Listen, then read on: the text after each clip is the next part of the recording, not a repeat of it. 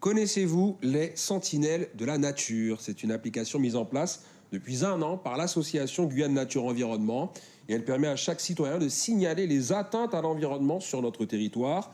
En ce moment, une campagne spécifique de signalement des déchets près des cours d'eau est menée par cette association et Océan, Sciences et Logistique. Les explications de Lélia Cherubin-Jeannette et Martial Grit. Sur ce chemin qui mène au sentier de la Mirande à Matoury, une sentinelle. Céline a repéré des déchets sauvages. Elle s'apprête à faire un signalement sur son portable grâce à l'application Sentinelle de la Nature. Cette plateforme permet à tout un chacun d'indiquer les atteintes à l'environnement. Alors moi je suis sentinelle depuis un peu plus d'1 an je pense, quand l'application a été mise en service sur le territoire de la Guyane. Et je suis vite choquée quand je vois beaucoup de déchets dans la nature. Le contraste entre cette beauté de la nature et les déchets qui traînent m'alerte un peu.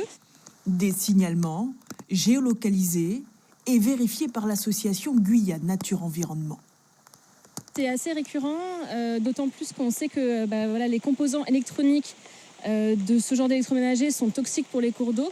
On reçoit aussi beaucoup de véhiculeurs d'usage qui ne sont pas très loin des cours d'eau. Donc avec la pluie, le ruissellement, les liquides, ça va vers les cours d'eau. Et on reçoit aussi des batteries, des pneus, tout.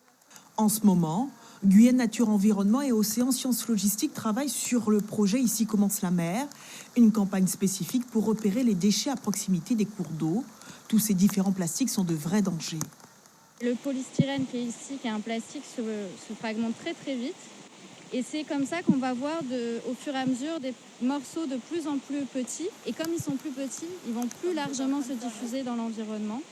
Et comme ils sont plus petits, ils vont être plus facilement absorbés par les animaux et malheureusement s'accumuler au fur et à mesure dans l'organisme des animaux, dans la chair, et relarguer certaines toxines dans ces chairs-là, notamment tout ce qu'on va appeler les perturbateurs endocriniens. Donc ce sont des toxines qui vont perturber le système hormonal des animaux, mais pas que, parce qu'il faut savoir que ces composés vont s'accumuler au fur et à mesure de la chaîne alimentaire, et qui est en haut de la chaîne alimentaire, c'est nous.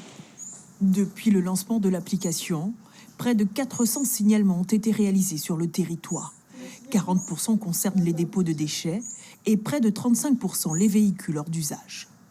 L'idée, ça va être vraiment de regarder le signalement et voir qu'est-ce qu'on peut faire. Qu'est-ce que la sentinelle peut faire, donc qu'est-ce que le citoyen peut faire pour agir, parce qu'on minimise souvent les moyens d'action de citoyens, mais ils existent.